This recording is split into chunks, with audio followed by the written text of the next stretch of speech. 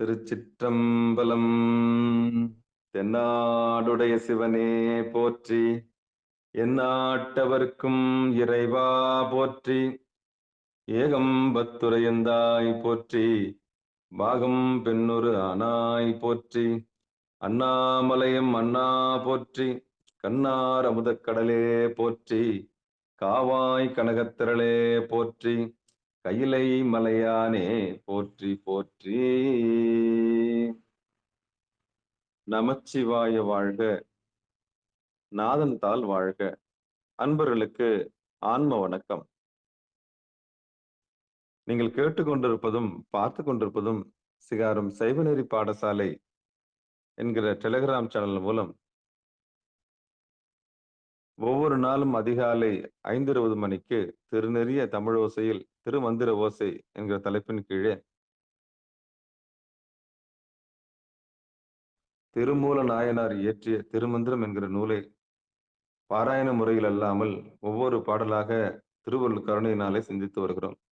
அந்த வகையிலே நம்முடைய நிகழ்ச்சிக்கு வருகை தந்துள்ள அத்துணை அடியார் பெருமக்களுடைய பொன்னார் திருவடிகளையும் மனம் மொழி மெய்களாலே வணங்கி நிகழ்ச்சிக்குள் இனிது நுழைவதற்கு முன்பதாக 12 திருமுறை ஆசிரியர் துதி, திருக்கதவும் அடைதல், திருக்கதவும் திறத்தல், திருப்பள்ளி எழுச்சி போன்ற பாடல்கள் எல்லாம் பாடி நிகழ்ச்சியை துவங்குவதை ஒரு வழமையாகவும் முறையாகவும் வைத்திருக்கிறோம்.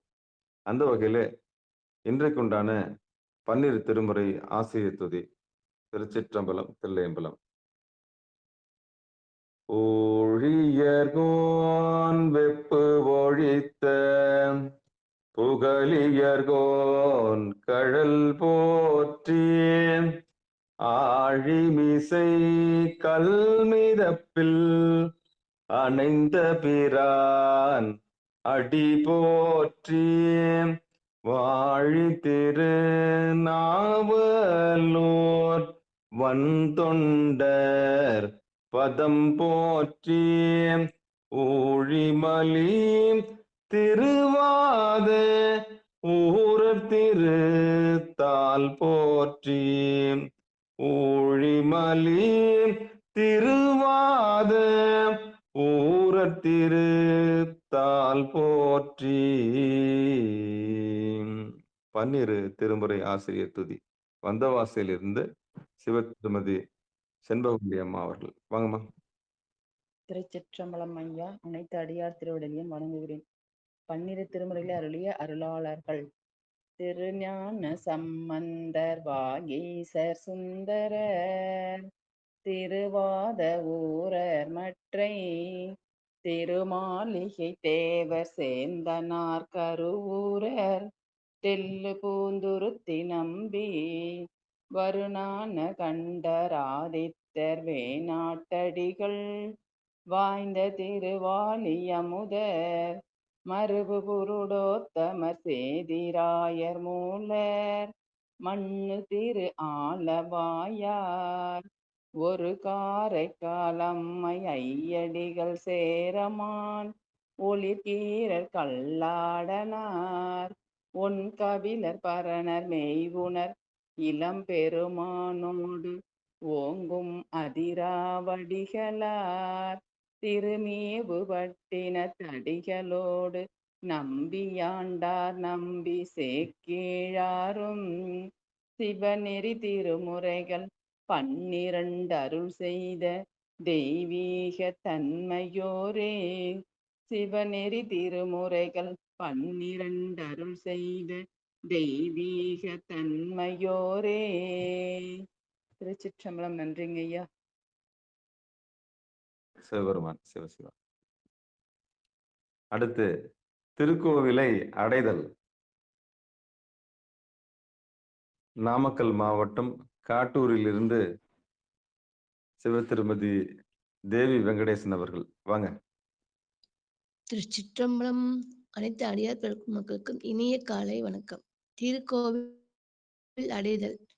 அருள் பெருகும் தனிக்கடலும் உலகுக்கெல்லாம் அன்பு செறி கடலுமாம் எனவும் ஓங்கும், ஒரு சமய முதற் சமய நெறிதான் பெற்ற புண்ணிய கண்ணிரண்டெனவும் புவனம் உய்ய, இருக்கட உண்டவர் அருளும் உலகம் எல்லாம் ஈன்றாதான் திருவருள் எனவும் கூடி பொருட்களின் நாண கன்றும் அரசும் சென்று செஞ்சடை வானவர் கோவில் சேர்ந்தார் அன்றே. ஐயா திருக்கதவும் திருத்தல் படிக்கட்டுங்களா ஐயா? அம்மா படிக்கிறாங்க. படிங்க சாமி. திருக்கதவும் திருத்தல். பெருமான் பேரானந்தத்து பிரியாதிருக்க பெற்றீர்காள் அருமால் உற்றை பிள்ளை நீ அம்மா அலங்கி அதற்றாதே. திருமாமணிச்சே திருக்கதவும் திறந்தபோது சிவபுரத்து திருமால் அறியா திருப்புயங்கன் திருத்தால் சென்று சேர்வோமே. நன்றிங்க ஐயா. அற்புதம், அற்புதம். அடுத்து திருப்பள்ளி எழுச்சி சரஸ்வதி அம்மா வாங்கம்மா. அது பழச்சுவையன அமுதென அரிதற்கு அரிதன. அது பழச்சுவையன அமுதென அரிதற்கு அரிதன. எளிதன அமரரும் அறியார். இது அவன் திருவுரு இவன் அவன் எனவே எங்களை ஆண்டு கொண்டு இங்கெழுந்தருளும் மதுவழல் பொழில் திருவுத்தர கோசமங்கை உள்ளாய் திருப்பெரும் துறை மன்னா. எது எமை பணி கொள்ளுமாறது கேட்போம். எது எமை பணி கொள்ளுமாறது கேட்போம். எம்பெருமான் பள்ளி எழுந்தருளாயே. எம்பெருமான் பள்ளி எழுந்தருளாயே.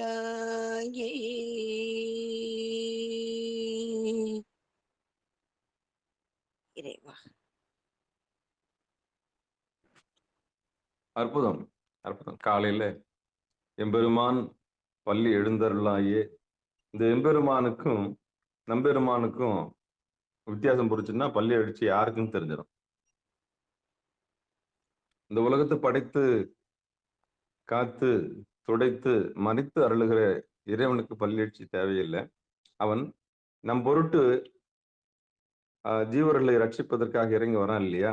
அப்படி ஜீவர்களை ரட்சிக்கும் போது இறைவன் திரோதான சக்தி மூலமாக படுக்கவும் வைக்கிறான். நம்ம அது மறைக்கவும் செய்யறாரு இல்லையா? அப்போ மறைக்க செய்யும் போது மீண்டும் நமக்கு அந்த நான் என்கிற எண்ணத்தை கொடுத்து, மனம் என்கிற ஒரு நான் என்கிற உலகத்தை கொடுத்து, பிறகு மனம் என்கிற பெரிய உலகத்தை கொடுத்து, அதுக்கப்புறம் உயிர்னு ஒண்ணு இருக்குன்னு சொல்லி நினைவை திருப்பி கொடுக்குறாரு இல்லையா? அதான் தூங்கி எழுந்தா தாங்க நிலைன்னு சொல்லுவாங்க சில பேர். தூங்கி எழுந்தா தான் நிலைன்னா என்ன அர்த்தம்னா, தூங்கும்போது என்ன பண்ண முடிஞ்சிச்சுன்னா எல்லாம் முடிஞ்சு போச்சு. அதனால்தான் சாமி நம்பெருமான், நம்பெருமான்னா எல்லா உயிரும் ரட்சிக்கிறதுக்கும் நம்பெருமான். எம்பெருமான் சொன்னா எம்பெருமான் பள்ளி எழுந்தருளாய் அப்படின்னா நம்முடைய துயில இருந்து நம்ம மயக்கத்துல இருந்து நம்மளை மீட்டெடுத்து எனக்குள்ள இருக்கிற இறைவா எழுந்தருள்வீராக. அதான் அர்த்தம். சிவபெருமான் சிவசிவா திருச்சிற்றம்பலம் என்ன சொல்லி தென்னாடு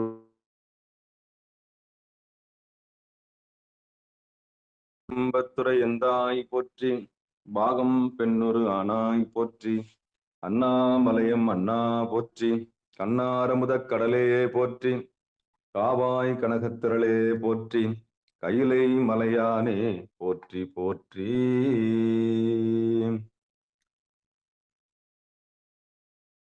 நமச்சிவாய வாழ்க, நாதன் தாழ் வாழ்க. அன்பர்களுக்கு ஆன்ம வணக்கம். சிவபெருமானுடைய பெரும் கருணையினாலே திருமூல நாயனார் இயற்றிய திருமந்திரம் என்கிற நூலை நாம் பாராயண முறையில் இல்லாமல் ஒவ்வொரு பாடலாக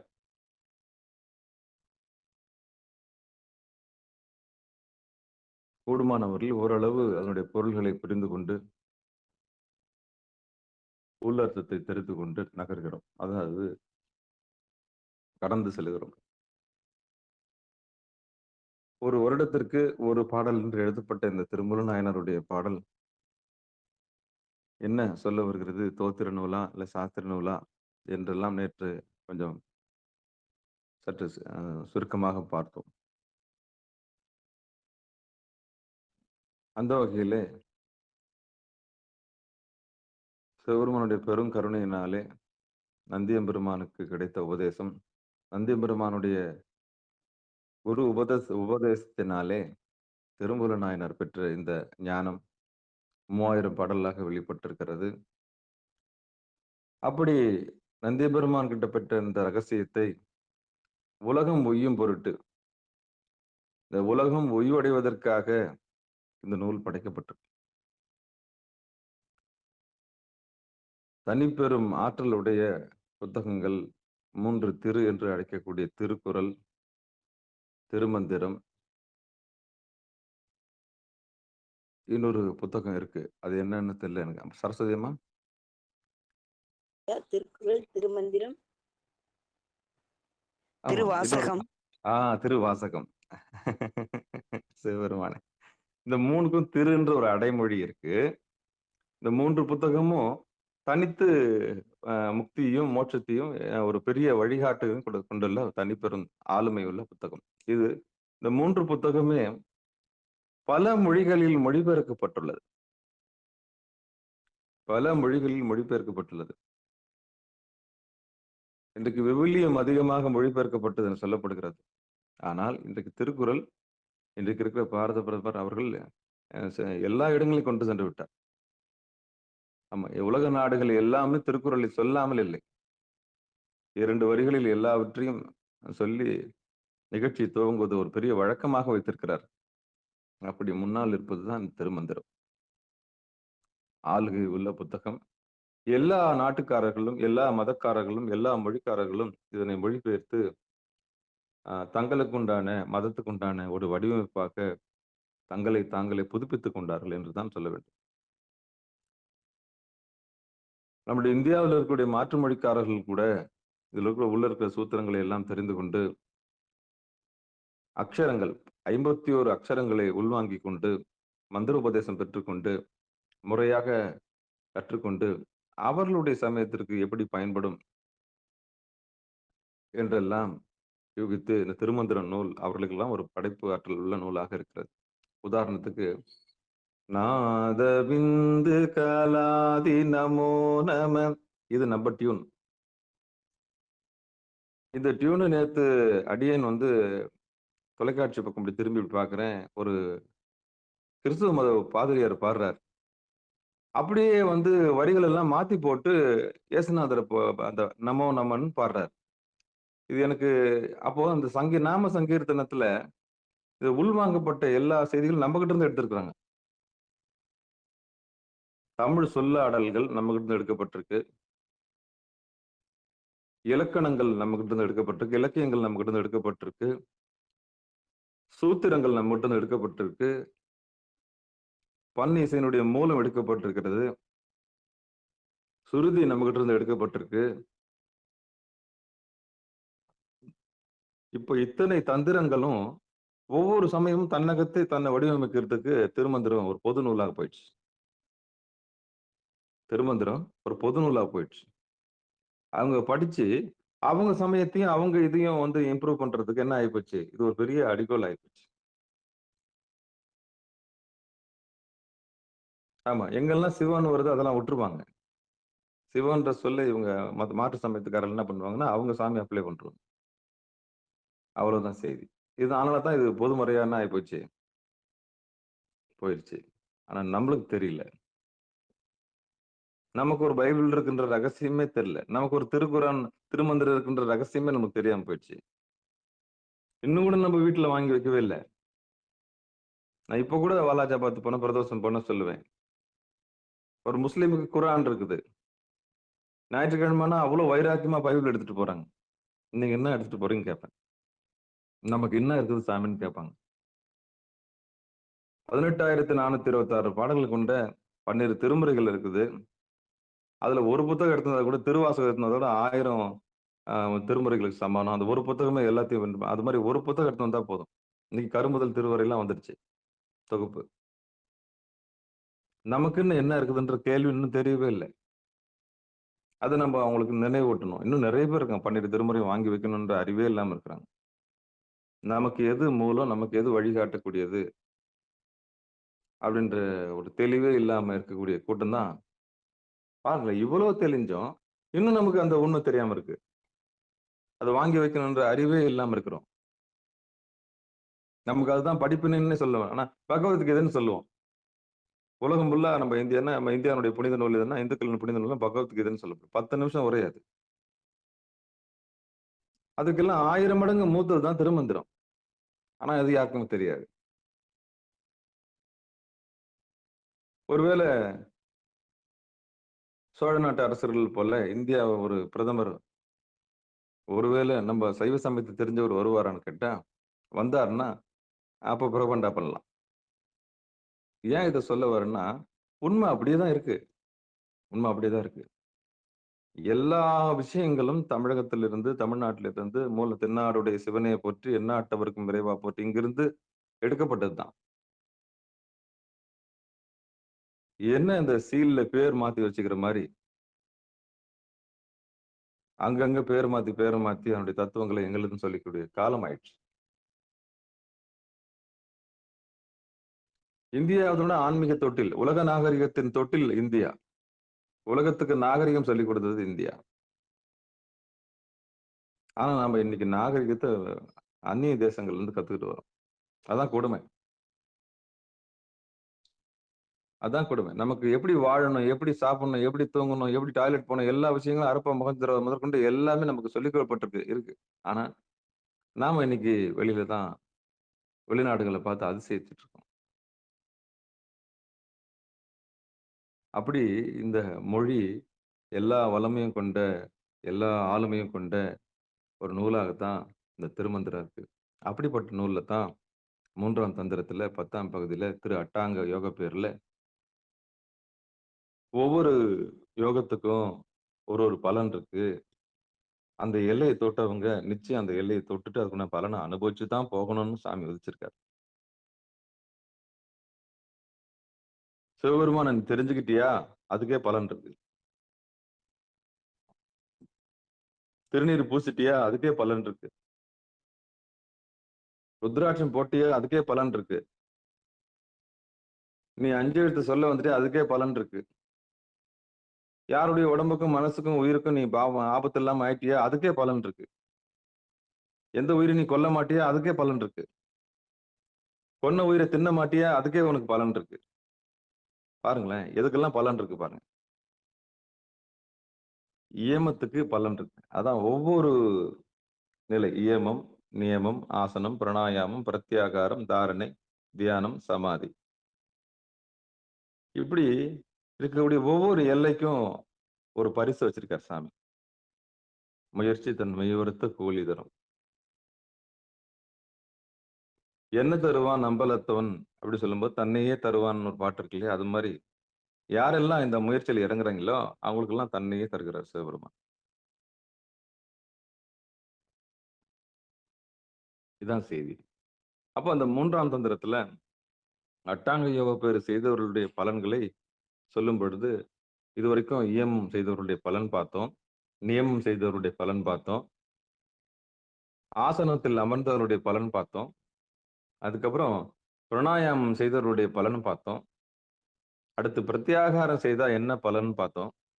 உயிர்கள் ஒவ்வொரு நிலையில் தேங்கி இருக்கும் பொழுது அந்தந்த தேங்கி இருக்கிற அந்தந்த இடத்துல இருந்து அவங்க இந்த உலகத்தை விட்டு நீங்கும் போது அந்தந்த உலகத்தை அவர் அடைவார்கள். அந்த செய்தியெல்லாம் பார்த்தோம். இயமம், நியமம், ஆசனம், பிராணாயாமம், பிரத்யாகாரம், தாரணை வரைக்கும் பார்த்தோம். என்னென்ன பலன் பார்த்தோம். இன்னைக்கு தியானம் வரைக்கும் வந்த ஒரு உயிர், இந்த தியானத்தினுடைய பலன் என்னன்னு பார்ப்போம். தியானத்தை உணர்ந்துட்டாங்க. இந்த தியானம்னா என்னன்னா, இந்த ஓங்காரத்தோட இந்த சுருதியோட லயிச்சு அதோடு ஒன்றி போனவர்கள் உணரக்கூடிய ஒரு எல்லை தான் தியானம். மூல ஆதாரமாக இருக்கக்கூடிய ஓங்காரம் தான் இந்த பிரபஞ்சத்தையே நடத்துதுன்ற உண்மை தெரிஞ்சு அந்த சுருதியில லயிச்சு போனவங்க, லயம் கூடியவர்கள் அப்படின்னு சொல்லலாம். தியானம் கூடியவர்கள் அவங்க அந்த ரிதம்லயே இருப்பாங்க. அதுதான் காயத்ரி மந்திரம்னு சொல்றாங்க. அந்த சுருதிக்கு அவர்கள் கட்டுப்பட்டவர்கள். அது எப்படி நடத்துது, அதுதான் நடத்துதுன்னு நல்லா தெரியும் அவங்களுக்கு. பாமரர்களுக்கு தெரியாது. பாமரர்களை மறைச்சிருக்கிறது என்னது? ஆணவம்ன்ற சட்டை, கண்மம் என்ற சட்டை, ஆணவம் என்ற திரை, கண்மம் என்கிற திரை, மாயை என்கிற திரை. அதனால சுருதி அவங்க கண்ணுக்கு தெரியாது, ஓங்காரம் அவங்களுக்கு புரியாது. அப்ப இந்த தியான நிலைக்கு வந்த ஒரு உயிர், ஒரு சாதகன், ஒரு சாதகி, ஒரு பயிற்சி செய்யக்கூடியவள், என்னுடைய திருவடியை நோக்கி வந்தவங்களுடைய நிலைமை என்ன ஆகுன்றத இப்ப நம்ம பார்க்க போறோம். பார்க்கலாமா? சிவபெருமானே, சிவசிவா. அந்த அட்டாங்க யோக பேர்ல 10ஆம் பகுதியில் இருக்கக்கூடிய 3ஆம் தந்திரத்தில் அதில் 7வது பாடல். பெரிய புத்தகத்துல 626, 27 வரும்னு நினைக்கிறேன். மொத்தமா வச்சிருக்கவங்களுக்கு அந்த பகுதி வரும். சாதாரணமா வரிசைக்கிரம தர்மயாதனத்தின்படி இருக்கிறவங்களுக்கு மாறுபட்டு இருக்கும். சிவாயனம், திருச்சிற்றம்பலம். அந்த வகையில இன்னைக்கு தியானத்துக்கு உண்டான பலனை பார்க்கலாம். மொத்தம் 638வது பாடல். மொத்த வரிசையில பார்க்கும்போது தியானம். தூங்க வல்லார்க்கும் துணையேழ் புவனமும் வாங்க வல்லார்க்கும் வலி செய்து நின்றிட்டு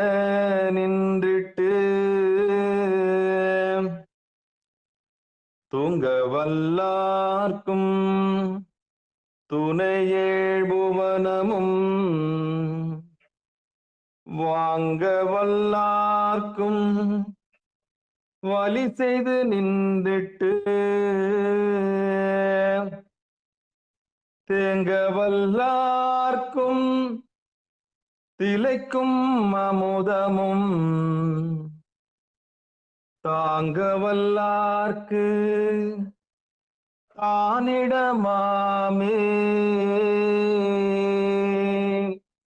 தேங்க வல்லார்க்கும் திளைக்கும் அமுதமும் தாங்க வல்லார்க்கு தானிடமாமே.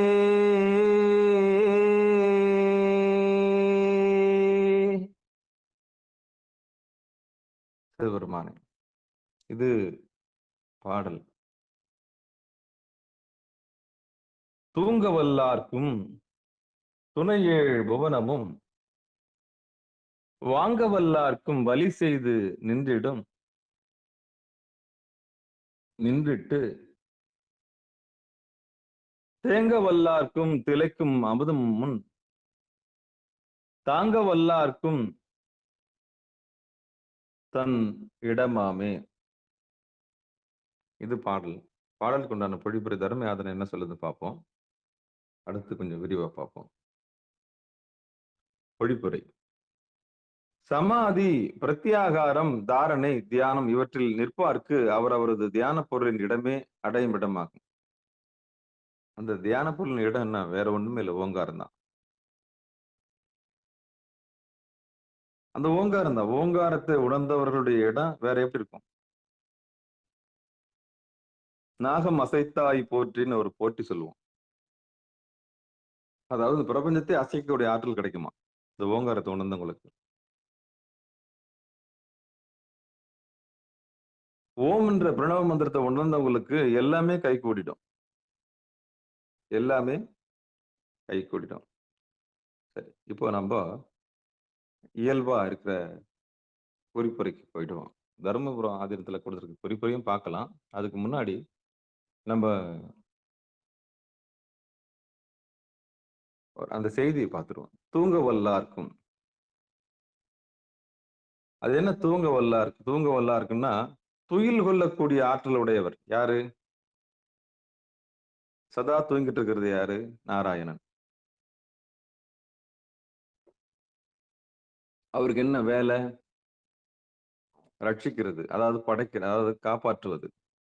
அவர் எப்படி காப்பாத்துறாரு? துயில் கொள்ள வச்சு காப்பாத்துறாரு. அவர்கிட்ட ஆக்ஷன்னா உயிர்கள் எல்லாம் அடங்கி இருக்கும். நம்ம எல்லாம் 6 மாசம் தூங்குவோம்.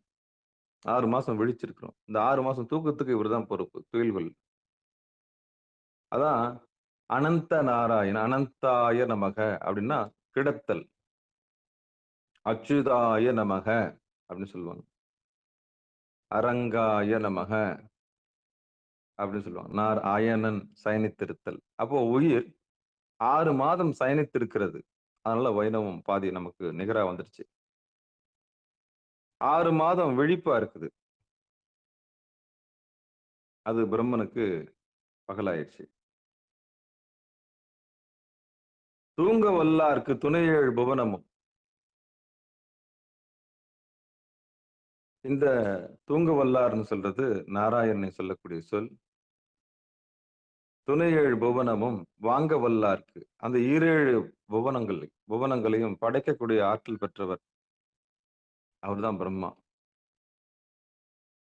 இந்த 7 புவனத்தையும் படைக்கக்கூடிய ஆற்றல் பெற்றவரும் அவற்றை எல்லாம் காப்பாற்றக்கூடிய நாராயணனும்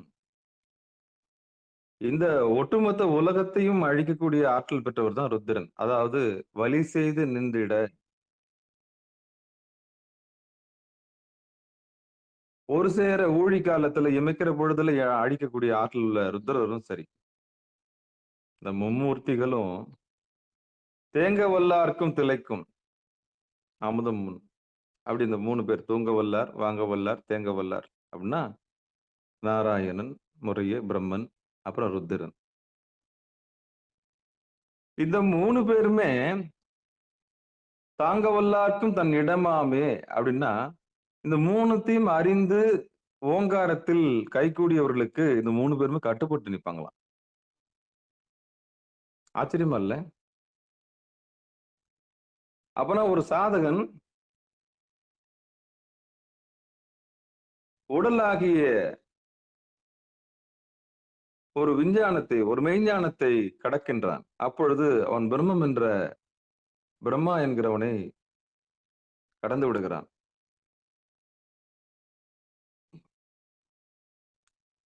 ஒரு சாதகி இறைவனை தேடும் பொழுது உடல் கடந்து விடுகிறாள்.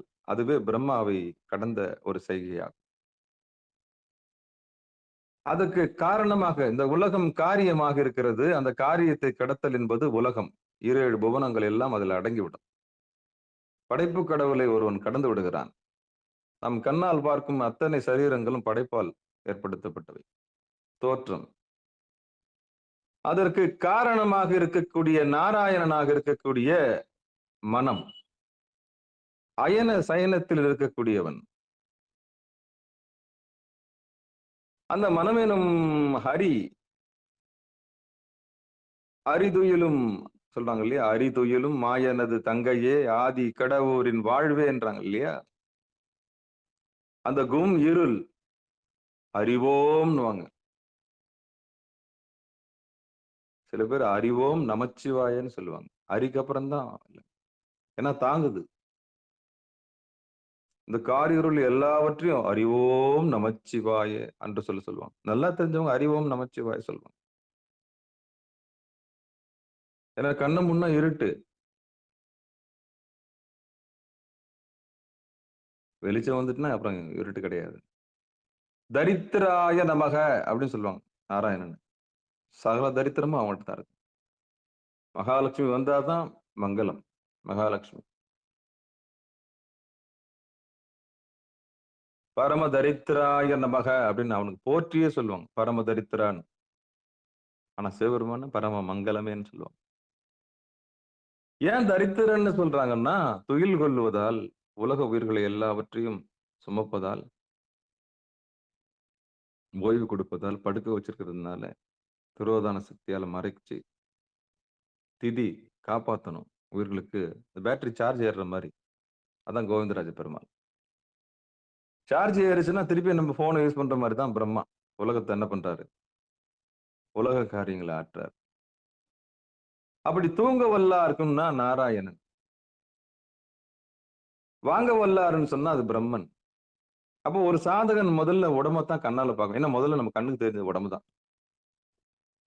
உடம்பு பாத்துங்க, பத்திரமா இருக்கு, நல்லா இருக்கீங்களா, உடம்பு எப்படி நல்லா இருக்குங்களா, சுகமா இருக்கிறீங்களா, முதல்ல என்ன கேட்கிறோம், சௌகரியமா இருக்கிறீங்களா,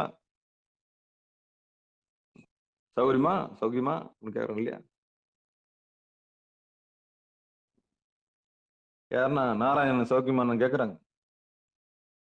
எடுத்த உடனே முதல்ல சௌகரியமானு தான் கேட்கறாங்க. உடம்பு எப்படி நல்லா இருக்கா, சுகமா இருக்கீங்களா, சுகமா இருக்கீங்களா, அதான் உடம்பு. இது ஆணவத்தால் ஆனது, நான் என்கிற நிலைமையால் படைக்கப்பட்டதுனால இதுக்கு காரிய உலகம், காரியம் பிரம்மாவுக்குரியது. அந்த காரியத்திற்கு காரணமாக இருக்கக்கூடிய நாராயணன் மனமாக இருக்கின்றான், அவன் சயனித்திருக்கின்றான், அவன் நீராக இருக்கின்றான், அவன் இருளாக இருக்கின்றான், கார் இருளாக இருக்கின்றான், கார் மேகமாக இருக்கின்றான். இப்படி எல்லாவற்றையும் மறைக்கும் தன்மையுடைய மாயோனாக இருக்கின்றான். அந்த சரீரத்தை கடக்கும் பொழுது நாராயணன் கடந்து விடுகிறோம். ஒரு சாதகன் உடலை கடக்கின்றான், அந்த உடலுக்கு மூலமாக இருக்கின்ற மனத்தை கடக்கின்றான். கடந்துட்டான். மனத்தை வெற்றி பெற முடியாது, மனத்தை கடக்கத்தான் முடியும். நல்லா யோசிச்சுக்கங்க. உடலை வெற்றி அடைய முடியாது, ஒருபோதும் உடலை திருப்தி செய்யவே முடியாது. ஆனா கடந்துடலாம். ஒரு பானை சோத்துக்கு ஒரு சோறு பதம். எல்லாரையும் நம்மளால திருப்திப்படுத்த முடியாது. நட்சத்திரங்களை எண்ண முடியாது. அடிக்கடிக்கு நான் சொல்லிட்டு வரேன். இந்த உலகத்தில் இருக்க அத்தனை உடம்புக்கும் நம்ம திருப்தி கொடுக்க முடியாது. எல்லாரையும் திருப்திப்படுத்த முடியுமா? எல்லாருக்கும் நம்ம ஒரு பெரிய பரோபகாரியம் மாற முடியுமா? அது இறைவனை தவிர ஒருத்தனால தான். அவன் ஒருத்தன் தான் எல்லாருக்கும் பரோபகாரி. நமக்கு எல்லாருக்கும் எதிரி இருப்பாங்க, நிச்சயம். நம்ம பரோபகாரின்னு சொல்ல முடியாது. எல்லாருக்கும் நல்லவனா நம்மளால இருக்க முடியாது. ஏன்னா பேதம் இருக்கும். எங்கேயாவது நம்ம யாராவது ஒருத்தர் நம்மளை கரிச்சு கொட்டிட்டு தான் இருப்பாங்க, யாராவது நம்மளை தூத்திக்கிட்டு தான் இருப்பாங்க. இறைவனை தான் தூத்திட்டு இருக்காங்க. மழை கொஞ்சம் அதிகம், கொஞ்சம் என்ன சொல்லுவாங்க, இந்த கம்நாட்டி மானம் எப்போதான் விடுன்னு தெரியலையே, வயிற்றுச்சலா இருக்கும் அந்த மாதிரி சொல்லும்போது. ஏன் தான் அப்படி பெஞ்சுன்னு தெரியலையே. மழை பெய்யுறதுன்றது அவங்களுக்கு ஒரு இரிட்டேட்டிங் ஆகிப்போச்சு. அதே மாதிரி தொடர்ந்து வெயில் காமிச்சாலும் திட்டுவாங்க. தெரியும், பார்த்திருப்பீங்க நினைக்கிறேன். கிராமத்துல எல்லாம் பாருங்க, திட்டுவாங்க.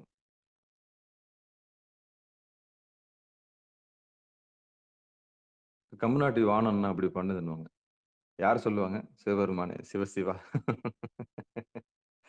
எது ரட்சிக்குதோ, எது காப்பாத்துதோ அதையே சொல்லும்போது உங்களுக்கு எப்படி இருக்கும்? அந்த மாதிரி கேஸ் தான் இந்த ஆண்டவனை திட்டுற கேஸ்லாம். கண்ணு இருக்குதா, காது இருக்குதான்னு கேட்கறது. அப்ப சாமி சிரிக்க மாட்டாரு. இதான் ரகசியம். தூங்க வல்லா இருக்கும் அப்படின்னா நாராயணன், வாங்க வல்லா இருக்கும் அப்படின்னா புவனத்தை வாங்க வல்லா இருக்குன்னா பிரம்மன். அவனால படைக்க முடியும். வலி செய்து நின்றிட தேங்க வல்லா இருக்குன்னா அதை போட்டு தள்ளக்கூடிய ஆற்றல் யாருக்கு? ருத்ரனுக்கு உண்டு. இப்ப இந்த ரெண்டுத்தையும் கடந்த ஒரு சாதகன் மூணாவதா அந்த உயிர் இந்த ருத்ரத்தை கவனிக்கிறான். உள்ள லெப்ட் அனிச்சை செயல் 72,000 நாடி ஓடுது, உள்ள ஓடுது. இன்னைக்குதான் எம்பிபிஎஸ் தனி படிப்பு. இது தனி படிப்பு. இது உடம்பு எப்படி ஓடுது, என்ன பண்ணுது, ஏது பண்ணுது, கபாலம் என்ன பண்ணுது, எலும்பு என்ன பண்ணுது, நரம்பு என்ன பண்ணுது. நம்மலாம் தொடக்கூடாது, அவங்க தான் தொடணும் உடம்ப. அவங்க தான் அறுத்து பார்க்கணும். அந்த அளவுக்கு அவங்க ரைட்ஸ் வாங்கிட்டாங்க. அதான் படிப்பு. இன்னைக்கு அது படிப்பு ஆயிடுச்சு. பிரேத பரிசோதனை பண்றது, ஒவ்வொருத்தரும் ஒரு லைசன்ஸ். அதான் மருத்துவ படிப்பு ஆகி போச்சு. ஆனா என்ன படிச்சாலும் ருத்ரனை கண்ட்ரோல்ல கொண்டு வர முடியல. இதுக்கப்புறம் கடவுள் தான் காப்பாத்தணும். அவர் எங்க வந்தார்? எண்டுக்கு வந்துடுறாரு. யாரு? மருத்துவர். ஆமா, ஒரு எல்லைக்கு அப்புறம் எதுவுமே நம்ம கண்ட்ரோல் இல்லை இல்லையா? அப்ப ஒரு சாதகன் உடலை கடந்துடுறான், அதான் பிரம்மா காரியத்தை கடந்துடுறான். அப்புறம் நாராயணன் மனசை கடந்துடுறான், அதான் நான் காரணன் நாரணன் அவனையும் கடந்துடுறான். அடுத்து மூணாவதா இருக்கிற அந்த ருத்ரன் இருக்கிறார் இல்லையா, இந்த ருத்ரனுடைய இயல்பையும் ஒரு சாதகன் கிடக்குறான். எப்போ? பிரத்யாகாரம் வரைக்கும் அந்த ரைட்ஸ் கிடையாது, தாரணை வரைக்கும் அந்த ரைட்ஸ் கிடையாது. ஆனா தியானத்துக்கு வந்தவனுக்கு இந்த ரைட்ஸ் உண்டு. மும்மூர்த்திகளுமே கட்டுப்பட்டு நிற்பாங்களாம். எப்போ? எப்போ அந்த ஓங்காரம் முழுமை பெற்று அந்த சுருதியில ஏந்த உயிர் இருக்கு இல்லையா, அந்த அந்த தியானத்துல மூழ்கிய உயிர் இருக்கு இல்லையா, அந்த உயிருக்கு, அந்த சாதகனுக்கு இந்த மும்மூர்த்திகளுமே இசைஞ்சிருப்பாங்களா. இப்போ தாரணை என்ன பார்த்தோம் நம்ம,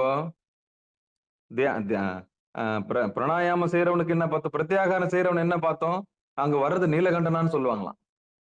அது வராரு என்ன தேஜஸா இருக்கு, வர்றது சிவபெருமானா சொல்லுவாங்க. தான் அவனாக இருப்பாங்க. பிரத்யாகாரம் செஞ்சவனுக்கே இந்த நிலைமைன்னா தாரணையில உள்ளவனுக்கு என்ன நிலைமை, அது நேத்து நம்ம பார்த்தோம். பிரத்யாகாரம் செஞ்சவனுக்கே இந்த நிலைமைன்னா தாரணையில இருக்கிறவனுக்கு என்ன நிலைமை, நேத்து நம்ம பார்த்தோம் இல்லையா. என்ன பார்த்தோம், கொஞ்சம் பின்னோக்கி பார்த்துடலாம். ஒரு ஏமத்துக்கு வந்தவனுக்கு பார்வதியோட பார்வையும் சிவபெருமானுடைய கருணையும் கீழே நோக்கி பார்த்து குழந்தை எதுக்காக நம்மள நோக்கி வந்ததுன்னு பார்ப்பாங்களாம். இது போதாதா, இது போதாதா, இதுவே வெற்றி தானே. முதல்ல ருத்ராட்சம் போட்டது வெற்றி, முதல் திருநீர் பூசினது வெற்றி, முதல் 5 எழுத்து சொன்னது பூசண 5 எழுத்து சொன்னது வெற்றி, முதல் நீங்க இறைவனுக்கு ஆட்பட்டது வெற்றி, இறைவன் முதல்ல இறைவனுக்கு அடிமையானீங்களே, அதான் முதல் வெற்றி. அந்த முதல் வெற்றியில நீங்க உள்ள வந்துட்டீங்க, உள்ள வந்துட்டு கடைபிடிக்கிறீங்க இல்லையா.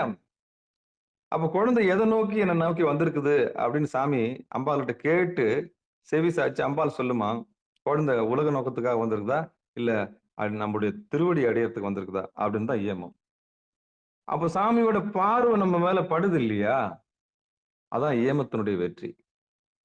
அப்போ சைவ நெருக்கி வந்தாலே வெற்றி தான். யாரும் சோரம் போறது இல்லை, யாரும் இங்க பின்னோக்கி போறதில்லை, யாரும் இங்க வீணான பொருள் கிடையாது. நம்ம எல்லாமே படைக்கப்பட்ட தனிப்பொருள். அதான் அடிக்கடி சொல்லுவேன், ஒருத்தருடைய கைரேகை இன்னொருத்தருக்கு வர்றதில்லை, ஒருத்தருடைய ஐபால் இன்னொருத்தருக்கு வர்றதில்லை, நீங்களாம் தனி அம்சம். எனக்கு சிரிப்பா வரும் ஆஞ்சநேயர் சொல்லும் போது, அவரு சிவபெருமானுடைய அம்சம். டே நீயே அந்த அம்சம் தாண்டான்னு சொல்லுவேன். நாம எல்லாருமே சிவபெருமானுடைய அம்சம் தான். எப்போ எப்போ உடல்ல கடந்து, அதான் உடல்ன்ற இந்த பிரம்மனை கடந்து, நமக்கு மூலமா இருக்கிற இந்த நாராயணன் என்று சொல்லும் மனத்தை கடந்து, அதுக்கு மூலமா இருக்கக்கூடிய ருத்ரனை கடந்தா நீயும் நானும் சிவன் தான். ஆஞ்சநேயர் மட்டும் சிவன் அம்சம் கிடையாது, பிரம்மனும் சிவபெருமானுடைய அம்சம் தான். இதை சொன்னா வைக்க கேடு, சொல்லாட்டி மான கேடு. இதை சொல்றதுக்கு கூச்சப்படுறாங்க, என்ன தொழில் பாதிக்கப்படும். எங்க நாராயணன் சிவபெருமான அம்சம் தான் சொல்லுவாங்க. அதான் சாமி சங்கர நாராயணன் வந்தாரு. டே நான் தாண்டா, நேத்து நைட்டு அம்மா பாடினாங்க, அற்புதமா பாடினாங்க. மண்ணுண்டவனுக்கும் பாதி கொடுத்தாராம் உடம்புல, பெண்ணுக்கும் பாதி கொடுத்தாராம். அப்ப எல்லாவற்றையும் தன்னகத்தை கொண்டவர் தான் சாமி, எல்லாவற்றையும் தன்னகத்தை கொண்டவர் தான் சாமி. அந்த வகையில இந்த பிரத்யாகாரம் தாரணை உங்களுக்கு நேத்து என்ன பார்த்தோம்,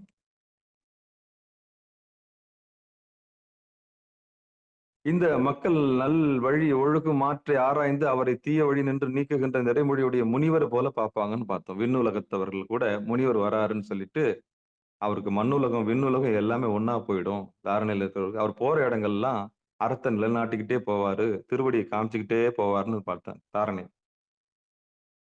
ஏன்னா உண்மை தெரிஞ்சு போச்சு அவருக்கு, இதான் ரகசியம் தெரிஞ்சு போய் போற இடங்கள்லாம் சத்தியத்தை பரப்பிக்கிட்டே போவாரு. தேவலோகமும் விண்ணுலோகமும் அவருக்கு என்ன பண்ணும், எல்லா வாய்ப்பும் வசதியும் செஞ்சு கொடுத்துரும். அதை பத்தி பார்த்தோம். ஆனா இன்னைக்கு தியானத்துல வந்தவங்களுக்கு என்ன பலன் பாக்குறோம். அப்போ தியானம் வரைக்கும் ஒரு உயிர் வந்துருச்சு, ஓங்காரத்தை உணர்ந்துருச்சு, சுருதி உள்ள ஒழிச்சுக்கிட்டே இருக்குது அப்படின்னா அப்ப 3 பேரும் கட்டுப்பட்டு நிப்பாங்களாம். யாரு? நான் என்கிற நிலைமை நமக்கு அடங்கியிருக்கும். வேற ஒண்ணும் இல்ல. பிரம்மான்னா எங்க 4 தலை வச்சு தனியா உட்கார்ந்திருக்காருன்னு நினைச்சிருக்காங்க. வேற யாருமே இல்ல, நம்ம உடம்பு தான். 4 தலைன்னா என்ன? பிரம்மாக்கு 4 தலைன்னா என்ன? மனம், சித்தம், புத்தி, அகங்காரம். சும்மா பெருசா கற்பனை பண்ணிட்டு இருக்க கூடாது. பிரகாரம் வரும்போது பார் பிரம்மா பாருன்னா பிரம்மா பார்த்து பயந்துடக்கூடாது. அது நம்ம உடம்பு. லிங்கத்தை பார்த்து பயந்துடக்கூடாது. அது நம்முடைய தலை. தட்சிணாமூர்த்தி பார்த்து பயந்துடக்கூடாது. அது நம்ம உடம்புல இருக்கக்கூடிய மூளை, விருட்சம், ஆதி மூலம். அது நாராயணனை பார்த்து பயந்துடக்கூடாது. அது நம்ம மனசு. அது பிரம்மனை பார்த்து பயந்துடக்கூடாது. அது நம்முடைய நான் என்கிற நிலைமை. இதத்தாயா கோயில வச்சு என்ன பண்ணிருக்கிறான்? அழகா கட்டிருக்கிறான் பார். நுட்பம் அதான். தன்னை அறிந்தவனுடைய வெளிப்பாடு தான் கோயில். இன்னைக்கு வியாபாரம் ஆயிடுச்சு. இன்னைக்கு வியாபாரம் ஆயிடுச்சு. உள்ள நுழைஞ்சவனு ஓங்காரத்தை வணங்கு. அதான் சுருதி. அதான் எல்லாத்தையும் காப்பாத்துது. அதான் விநாயகர். வெறும் ஓங்காரம் மட்டும் இருந்தா போதுமா? அதுக்கு உயிர் வேணும் இல்லையா? அதான் நெருப்பு, அதான் வெளிச்சம், அதான் முருகபெருமான். உயிருக்கு உயிரா இருக்கிறான். சண்முக கடவுள். அதனால்தான் முதல்ல கேட்ல 2 பேர் இருப்பாங்க. பிரணவத்தை மட்டும் வணங்கினா போதாது. பிரணவத்துக்கு மூலமா இருக்கிற 2 பேரும் அண்ணன் தம்பி, 2 பேரும் ஒண்ணா இருப்பாங்க. அதை வணங்கிட்டு உள்ள போகணும். இதான் ரகசியம். இதான் ரகசியம். அப்போ ஒரு சாதகன் இயமத்துக்கு வந்தான்னா என்ன பரிசு கிடைக்கும்னு சொன்னேன். ஒரு சாதகன் ஒரு ஒழுக்கத்தை தொடர்ந்து கடைபிடிச்சானா அவனுக்கு என்ன பலன் கிடைக்கும் தெரியுமா? தேவர்கள் அங்கிருந்து இறங்கி வருவார்களாம். விண்ணுலக தேவர்கள் இறங்கி வந்து அவனுக்கு துணை செய்வார்களாம். சரி, நியமத்துக்கு வந்தவனுக்கு தேவர்களே செஞ்சு வராங்க. 3வது,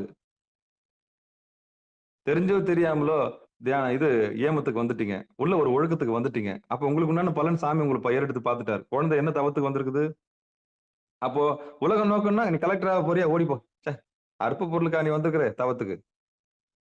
பிரதமராக போறியா? ஓடிப்போ, தேவையில்லை. சரி, அதுக்கும் பலன் அளிப்பார். அதான் ஃபர்ஸ்ட் ஏமம். முதல் முறையா சிவபெருமானை நோக்கி ஒரு ஏன் உள்ள வருது? திருவண்ணாமலைக்கு போறவங்க எல்லாம் திருவண்ணாமலை சிவபெருமானோட அடியை பார்க்கனா போறாங்க. ஏகப்பட்ட பிராதம் தானே போறான். இது சரியாகுமா, அது சரியாகுமா? அத்தனை பேருடைய பிராதம் யாரு பார்க்கணும்? அண்ணாமலையார் பார்க்கணும். போன பௌர்ணமிக்கு 16 லட்சம் பேர். 16 லட்சம் பேரும் ஒரு கோரிக்கை வச்சிருப்பான். யோசிச்சு பாருங்க. ஒரு சின்ன விஷயமே வீட்டுல நம்மளால தாங்க முடியல.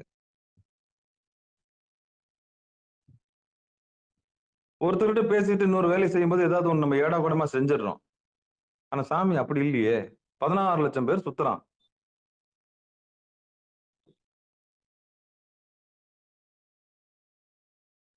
அண்ணாமலையை நம்பி சுத்துறான். ஒவ்வொருத்தனும் ஒரு கோரிக்கை வைக்கிறான். எல்லாமா திருவடியை கோரிக்கை வைக்கிறான்.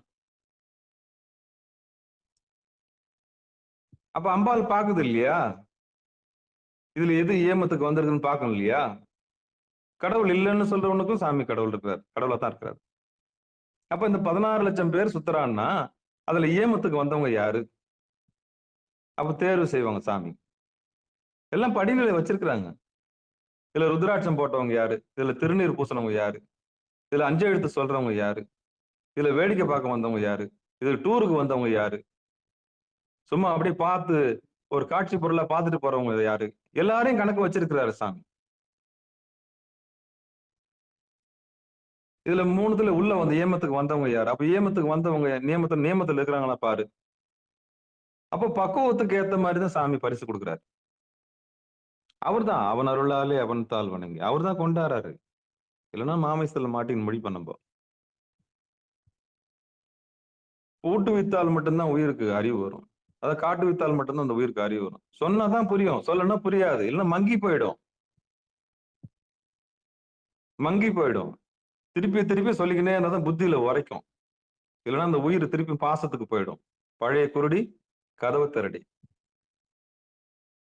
திருப்பி ஆணவத்துக்கு போயிடும். சேரே சுகமா இருக்கும். இந்த பண்ணி மலத்துல போய் மாட்டிக்கிற மாதிரி. நல்ல உதாரணம் அது. அதுக்கிட்ட முத்து கொட்டினா கூட அதுக்கு அறிவு வராது. அது சேருன்னு சொன்னா கூட அது தெரியாது. அது சுகமா இருக்கும். அது மாதிரி தான் இந்த ஆணவத்துக்கு அந்த இடுப்பிடமே பெருசா இருக்கும். திருப்பி அதுல போய் மாட்டிக்கும். அப்ப திருப்பி உயிருக்கு அதை நினைவூட்டணும். அது வேணாம். சாக்கடை அது. அது மலம். அது மூத்திரம். இதெல்லாம் கடந்து வந்துரும் மேல. அவ்வளவுதான். அப்போ உயிருக்கு அது தெளிவிச்சு, அத 3த்தையும் கடந்து வெளியே வந்து நிக்கும்போது அது தெளிவு பெறுது. இப்படி வந்த உயிரை வந்து சாமி கணக்கு வைக்கிறாரு. அப்ப ஏமத்துக்கு வந்த உயிர், அப்புறம் நியமத்தை கடைபிடிக்குதான்னு பாக்குறாரு. ஒரு ஒழுக்கத்துக்கு நீ வந்துட்டல்ல, அதை தொடர்ந்து நீ கடைபிடிக்கிறான்னு சோதனை செய்வாரு. அப்பதான் உன் முன்னாடி பிரியாணி எல்லாம் வந்து நிக்கும். நீ பஞ்சமா பாதகம் செய்யக்கூடாதுன்னு நினைப்ப. உயிரை கொல்லக்கூடாதுன்னு நினைப்ப. கொலை செஞ்ச பொருளை சாப்பிடக்கூடாதுன்னு நினைப்ப. அப்பதான் வாசனை அடிக்கும். நாக்குல எச்சு விடுற மாதிரி சாமி ஒரு சூழலை கொண்டாந்து விடுவார். அப்போ நியமத்துல வெற்றி பெறியான்னு பாக்குறாரு. அப்ப நியமத்துல வந்தவனுக்கு ஒரு கதியை கொடுக்குறாரு. அப்ப என்ன சொல்றாரு? மாணவர்களும் தேவர்களும் பரவாயில்ல, சாமிக்கு இவன் அருகாமையில வந்துட்டான்னு சொல்லிட்டு நியமத்துல ஒழுக்கத்துல உள்ளவங்க. அது ஒழுக்கத்தை அல்லது நீக்கி நல்லது கைகொள்ளுதல் நியமம். அந்த அல்லது நீக்கி நல்லது கைகொள்ளும் போது அதை தொடர்ந்து கைகொள்வது என்பது நியமம். அப்போ அதுக்கு ஒரு உலகம் வச்சிருக்காரு சாமி. விண்ணவர் தேவர்கள் நமக்கு இறங்கி வருவாங்க. அடுத்து இந்த 2 நிலைக்கு வந்தது பரவாயில்ல. நீ ஊரா சுத்தினது போதும். அண்ணாமலையெல்லாம் பார்த்தது போதும். ஒரு இடத்துல உட்காரு. கையை அடங்கி கால் அடங்கி உட்காரு அப்படின்னு சொல்றாருல. அதான் ஆசனம். ஒரு தெளிவு கொடுக்குற புத்தியில உரைக்கிற மாதிரி சொல்றாரு. நான் உனக்குள்ள தாண்டி இருக்கிறேன். உனக்கு உயிருக்கு உயிரா நான் தான் இருக்கிறேன். உள்ள இருக்கிறேன்னு சொல்றேன். புத்தியில உரைக்கல. அப்போ உட்கார வைக்கிறாரு. கையை அடங்கி கால் அடங்கி. ஒரு கால் மேல தூக்கி போட்டு ஒரு கையில சுகாசனத்தை உட்காந்துக்க. நான் காலையில கூட சொல்லுவேன் நான். முடிஞ்சா படுத்துக்க. முடியல சேர்ல உட்காந்துக்க. இன்னும் அட்வான்ஸா வேணும்னா கீழே பாய் போட்டு உட்காந்துக்க. இன்னும் அட்வான்ஸா வேணும்னா தர்ப புல்லு போட்டு உட்காந்து. இன்னும் அட்வான்ஸா வேணும்னா 16 இடத்துல திருநீர் பூசின்னு உட்காந்து 4-10க்கு ஓபனா தான் சொல்லணும் நான் காலையில. அது சௌகரியத்துக்கு ஏற்ற மாதிரி. ஏன்னா அந்த அளவுக்கு உடம்பாயிடுச்சு. இன்னைக்கு இருக்க உணவு அந்த மாதிரி. யாரையும் குறை சொல்லக்கூடாது. அயோடின் கலந்த உப்பு, அயோடின் கலக்காத உப்பு. எந்த உப்பு சாப்பிட்றே அந்த உப்புக்கு ஏற்ற மாதிரி தான் உன் புத்தி இருக்கும். நல்லா யோசிச்சுங்க. எந்த உப்பு சாப்பிட்றே அந்த உப்புக்கு ஏற்ற மாதிரி தான் உன் புத்தி இருக்கும். தூங்கி விடுறியா? அப்ப உப்பு கண்டுபிடி. என்ன உப்பு சாப்பிட்றன்னு பாரு. நீ சமையலுக்கு எந்த உப்பு பயன்படுத்துறன்னு பாரு. அதை வச்சுதான் உன் வாழ்க்கை. அதுதான் பல பேருடைய வாழ்க்கையை மாத்துது. இந்த கெமிக்கல் ரியாக்ஷனே அங்கதான் ஆரம்பிக்குது. காலையில பேஸ்ட்ல ஆரம்பிக்குது விஷயம். தலையெழுத்து. பேஸ்ட்ல பல்லே விளக்க கூடாது. விளக்குனா உன் கதையே கந்தலாயிடும். எப்ப நீ பேஸ்ட் போட்டு பல்லு விளக்குறியோ அப்பவே உன் கதை கந்தலாயிடும். நாள் முழுக்க உன்னால என்ன பண்ண முடியாது? நிம்மதியா இருக்கவே முடியாது. நிம்மதியா இருக்க முடியும். அப்ப எதுலங்க விளக்கணும்? வெறும் பிரஸ்ல விளக்கு. ஆமா, அது கெமிக்கல். எல்லா பூச்சி பல்லுக்கும் வித்தா இருக்கிறது தான் இன்னைக்கு இருக்கிற பேஸ்ட் எல்லாமே. இன்னும் கேட்டா ஒருத்தர் சாப்பிடுவான். அதை சுவையா இருக்கணும். சாப்பிடக்கூடாது. கல் உப்பு. ஒரு கொய்யா இலை. அது இல்லையா? வெறும் உப்பு கூட சரி. உப்பு தொட்டு பல்லு விளக்கு. அவ்வளவுதான். எவ்வளவு சுத்தமா. இன்னும் பல்லு கரை படைஞ்சிருக்குதா? எலுமிச்சம்பழம் சாறு, கொஞ்சம் கல் உப்பு விளக்கி பாரு. பல்ல விளக்கி பாரு எவ்வளவு சுத்தமாகுதுன்னு. பூச்சி பல்லு ஓடி போயிடும். காலையிலே உனக்கு ஆப்பு வச்சான். உன் தியானத்துல எப்படி உட்கார முடியும்? உன்னால உட்காரவே முடியாது. பல்லு ரொம்ப முக்கியம். இந்த எலுமிச்சம்பழம், இந்த உப்பு, கல் உப்பு இதுல போட்டு பல்லு விளக்கி பாரு. சாதாரண பாத்திரத்தை துலக்கிறதுக்கே உனக்கு என்ன தேவைப்படுது? எலுமிச்சம்பழம் தேவை இல்லையா? அது பளிச்சிட்டு இருக்குது இல்ல? அப்ப பல்லு சும்மா இருக்குமாண்ணா? எல்லா காரையும் போயிடும். ரொம்ப ரொம்ப உத்தமம் வெறும் பிரஸ்ல பல்லு வளர்க்கறது. அப்ப ஆரோக்கியம் முதல்ல முக்கியம். அதுக்கப்புறம் தான் ஆண்டவன். ஆரோக்கியமா இருந்தா ஆண்டவன் நம்ம பிடிச்சிடலாம். இதை ஏன் சொல்ல வரேன்னா, ஏமத்துக்கு வந்தவனுக்கு இவ்வளவு பலனு, நியமத்துக்கு வந்தவனுக்கு இவ்வளவு பலனு, ஆசனத்துக்கு வந்தவன் கையடங்கி கால் அடங்கி உட்காரன்னு சொன்னேன். அப்ப கையடங்கி கால் அடங்கி உட்கார்ந்த உடனே உனக்கு ஒரு உண்மை புரியும். என்ன உண்மை புரியுதுன்னா, என்ஜான் உடம்புக்கு உன் கையில இது ஜான் இருக்கு இல்லையா? அதுல 8 ஜான் தான் உன் உடம்பு. அந்த 8 ஜான் உடம்புல சிரசு பிரதானம். அந்த சிரசுல கண்ணு 2ம் பிரதானம். அந்த கண்ணுக்கு 2க்கு மத்தியில் இருக்க புருவ மத்தியம் பிரதானம்னு சொல்லிட்டு ஒரு உண்மையை உங்களுக்கு தெரிய வைப்பார். அதான் குருநாதர் ஆசனத்துல. ஏன்னா உலகம் ஃபுல்லா தேடினேன் ஏமத்துல. இந்த உலகம் ஃபுல்லா தேடின நியமத்துல கடைசியில ஆசனத்துல ஒரு இடமா உன்னை உட்கார வைக்கிறாரு. அப்பதான் நீ சமையற. அதான் நீ வயசுக்கு வர. அப்பதான் உனக்கு அறிவு வருது. யாரெல்லாம் அந்த ஆசனத்துக்கு வந்தாங்களோ அவங்க எல்லாம் சமைஞ்சிடுறாங்க. அதான் சமயத்துக்கு வராங்க. The presence of mind. வயசுக்கு வரீங்க. அது வயசுக்கு வரீங்கன்னா என்ன அர்த்தம்னா உண்மையை உணர்ந்துடுறீங்க. அப்பதான் ஆசான் வந்து உணர்த்துறாரு. 72,000 நாடி தேவர்கள், மூவர்கள், தேவர்கள் எல்லாமே, அசுரர்கள் எல்லாம் உன் உடம்பு தாண்டா, உட்காரு, ஒரு இடமா உட்கார், கையடங்கி காலடங்கி உட்கார். அப்ப வலது கண்ணு சூரியன், இடது கண்ணு சந்திரன், உட்கார், புருமத்தில பாரு, சாமியோட திருவடி இதுதான். முடிஞ்சு போச்சா? ஆசனத்துல ஒரு 3வது பாயிண்ட் வந்துட்டு, அப்ப ஆசனத்துக்கு வந்தனுடைய பலன் என்ன? இப்ப ஏமத்துக்கு வந்தவனுக்கு சாமியோட பார்வை நம்ம மேல பட்டுச்சு. நேமத்துக்கு வந்தவங்களுக்கு தேவர்கள், விண்ணவர்கள் எல்லாரும் உதவி செய்யறாங்க. அப்ப ஆசனத்துக்கு வந்தவனுடைய பலன் என்ன? நிச்சயம் உட்கார்ந்தவனுக்கு எல்லாருக்கும் கூலி உண்டு. என்ன கூலி தெரியுமா? ஓங்காரம் உங்களுக்குள்ள கேட்கும், எக்காலம் உங்களுக்குள்ள கேட்கும், கைலாய வாத்தியம் உங்களுக்குள்ள கேட்கும், ரீங்காரம் உங்களுக்குள்ள கேட்கும், ஓங்காரம் உங்களுக்குள்ள கேட்கும், தார தப்பட்டெல்லாம் உங்களுக்குள்ள கேட்கும், தேவர்கள் இசைக்கிற விஷயம்லாம் கேட்கும், பொன்னொலி கேட்கும், பொன்னொலி மின்னும். இதெல்லாம் பரிசு யாருக்கு? ஆசனத்துக்கு வந்தவங்களுக்கு.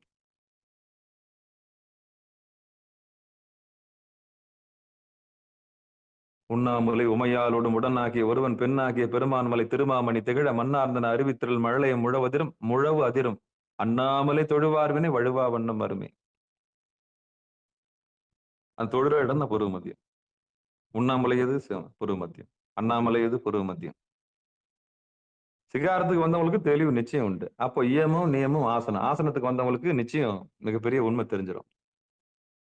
அப்ப ஆசனத்துக்கு வந்தவங்களுக்கு அந்த அந்த எக்காலங்கள்லாம் உள்ள ஒலிக்க, ரீங்காரெல்லாம் கேட்க ஆரம்பிச்சிடும். அதுக்கப்புறம் நீங்க உண்டு, உங்க வீடு உண்டு. வீடுன்னா என்ன? உடம்பு. மத்த பொருள்லாம் உங்களுக்கு பொய்யா போயிடும். வீடு, வண்டி, வாகனம், லோனு, இஎம்ஐ இதெல்லாம் வந்து சாதாரணமா போயிடும். சே, இதுக்கா நம்ம வல்லு கட்டின்னு இருந்தோம்? இவ்வளவு பெரிய விஷயம் உள்ள இருக்காது, மறந்துட்டு சிவபெருமான். இதை விட்டுட்டு நம்ம எதெல்லாம் பெருசா நினைச்சிருந்தோமே, பொய்யாயின எல்லாம் போயக்கல வந்தருளி. அப்ப உடம்ப மதிக்க ஆரம்பிச்சிட்டீங்க. உங்க உடம்புக்குள்ள இறைவன் இருக்குதான் தெரிஞ்சு போச்சு. அப்பதான் நீங்க நாயகியா மாறீங்க. நீங்க தான் ஹீரோயின், உலக நாயகி நீங்க தான். எப்போ உள்ளுக்குள்ள ஈஸ்வரி தெரிஞ்சுக்கிட்டீங்களா அப்போ. எப்போ உங்களுக்குள்ள ஒரு நாயகனை தெரிஞ்சுக்கலாம் அப்பவே நீங்க விநாயகன்.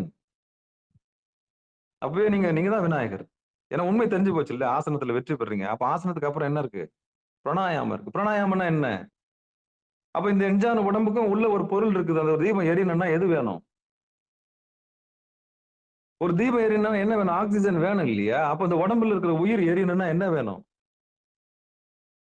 நிச்சயமா மூச்சு வேணும். அது எது வழியா வந்து போகுது? மூக்கு வழியா வந்து போகுது. அப்ப வந்து போறது யாரு? மகேஸ்வரன், மகேஸ்வரன். அந்த உண்மை தெரிஞ்சுக்கிறீங்க. அப்ப பிராணாயாமம் செய்றீங்க. பிராணனை யாமிக்கிறீங்க, பிராணனை சாப்பிடுறீங்க, பிராணனை தெரிஞ்சுக்கிறீங்க. அப்ப இவ்வளவு பெரிய உடம்பு வந்து, அதான் காயமே இது பொய்யடா, வெறும் காற்றடைத்த பையடா. அப்ப ஜிலு ஜிலுன்னு ஒரு பொண்ணு இருக்கிறாள்னா நல்லா பிராணன் வேலை செய்யுதுன்னு அர்த்தம். பிராணம் கொஞ்சம் குறைஞ்சு போச்சுன்னா கிழவியான பின்னே கிட்டாது இந்த வாய்ப்பு. பிராணன் போயிடுச்சுன்னா கிழவிதான். பிராணன் இருக்கிற வரைக்கும் தான் எல்லாரும் மதிப்பாங்க. நல்லா பாருங்களேன், உடம்புல தெம்பு இருக்கிற வரைக்கும் தான் நம்மள மதிப்பாங்க. ஆமா, உடம்புல தெம்பு இருக்கிற வரைக்கும் தான் நம்மள மதிப்பாங்க. உடம்புல நீங்க கொஞ்சம் பலகீனப்பட்டீங்கன்னா உங்களை எல்லாரும் மிதிப்பாங்க. பெருசா கொஞ்சம் ஓரமா இரு, ஆன்டின்னுவாங்க. தீர்ந்து போச்சு, கதையே கந்தலாயிடும். உங்களுக்கு அபுக்குன்னு இருக்கும். நம்ம பெத்தது நம்மள என்ன பண்ணிடும்? ரிஜெக்டட். அப்ப எது வரைக்கும்னா பிராணன் இருக்கிற வரைக்கும் தான் உடம்புக்கு மதிப்பு. அந்த பிராணம் போயிடுச்சுன்னா அப்ப மூச்சை எப்படி கவனிக்கணும்? அப்ப சாகாம இருக்கிற கலை என்ன? பிராணனை அயனித்து, பிராணனை சாப்பிடுறது. பிராணாயாமத்துக்கு வந்தவங்களுக்கு சாவு கிடையாது. என்னங்க சொல்றீங்க? ஏன்னா பிராணன் தெரிஞ்சுக்கிட்டீங்க இல்லையா? அப்ப மூச்சினுடைய வேல்யூ உங்களுக்கு தெரிஞ்சு போச்சு. அப்ப பிராணாயாமத்துல இருக்கவனுக்கு மதிப்பு என்ன தெரியுமா? தேவதைகள்லாம் காதலிப்பாங்களாம். விண்ணுலகத்துல இருக்கிற தேவதைகள்லாம். இவன் யாரு இவ்வளவு தேஜஸா இருக்கிறான், சிவபெருமான் மாதிரி இருக்கிறான், இவ்வளவு ஒளியா இருக்குதே அப்படின்னு என்ன பண்ணுவாங்களாம்? மயங்கி நிற்பாங்களாம். ருத்ரனா, இவர்தான் தலைவனா, தேவர்கள் தலைவனா அப்படின்னு பார்ப்பாங்களாம். எப்படி? பிராணாயாமம் செய்யறவனுக்கு. நிலை கடவின் அதிர அப்படின்னு பாட்டு இருக்கு. அந்த தான் என்னை முன்படைத்தான். வர்றது யாருங்க அப்படின்னு கேட்பாங்கல்ல, சுந்தரர் அந்த வெள்ளை யானையில போகும்போது வர்றது யாருங்கன்னு கேட்பாங்க. ஏன்னா இவ்வளவு தேஜஸா இருக்கு, யாருங்க அது? அப்படின்னு நமதமர் ஊரன் என்றான் நொடித்தான் மலை உத்தமனே. சுந்தரரே போது சாட்சி. அப்போ பிராணாயாமத்தை யார் ஒருவர் தெரிந்து கொண்டார்களோ, யார் ஒரு மூச்சை வீணாக்கவில்லையோ, அவர்கள் தேவர்கள் இறைவன் வாகனம் அனுப்பி கொண்டு போறார். இவன் யார் என அப்படின்னு கேட்கறாங்க இல்லையா, அந்த மாதிரி கேட்பாங்களாம். அப்போ சாதாரண விஷயமா அது? நீங்க ஏமத்துக்கு வர்றது சாதாரண விஷயமா? இல்ல ஒரு நியமத்தை கடைப்பிடிக்கல, அதுக்கு பரிசு என்ன இல்லாமல் போயில்லையே. அப்புறம் ஆசனத்துக்கு வர்றீங்க, ஆசனத்துக்கு அப்புறம் பிராணாயாமம் உங்களுக்கு தெரியுது, பிராணாயாமத்துக்கு வந்து அவங்களுக்கு என்ன மதிப்புன்னு உங்களுக்கு தெரிஞ்சு போச்சா? இப்போ சாமி வாகனம் அனுப்புறாரு. நிலை கடவின் அதிர அப்படி சொல்றாங்கல்ல, யார இவன் பார்ப்பாங்களாம். அந்த அளவுக்கு மரியாதை பிராணாயாமம் செஞ்சா. இவன் ஆரென எம்பெருமான் நமதமர் ஊரன் என்றான், நொடித்தான் மலை உத்தமனே. சாமியே சொல்லுவாராம். ஏன்னா பிராணாயாமத்தை எவன் பிடிச்சாலும் அவன் தோழன் தான் சாமிக்கு. எழுதிக்கங்க, பிராணாயாமத்தை யாரெல்லாம் உணர்ந்து விட்டார்களோ அவன் சாமிக்கு தோழன் தான். நமதமர் ஊரன் வருகிறான், அவனை விடுங்க, அவன் என்னுடைய ஆள். அவன்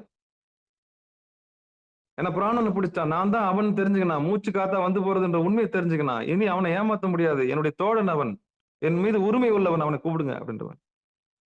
அப்ப பிராணாயாமத்தினுடைய பரிசு என்ன? மூச்சு பரிசனுடைய பயிற்சி என்ன? பரிசு என்னங்க? சாமியே வாகனம் அனுப்புறாருங்க, தோழன்னு சொல்ற அளவுக்கு உங்களை கொண்டாந்து. அப்ப பிராணாயாமத்தினுடைய பலன் தெரிஞ்சு போச்சு. அடுத்து பிரத்யாகாரம். அடுத்து பிரத்யாகாரம்.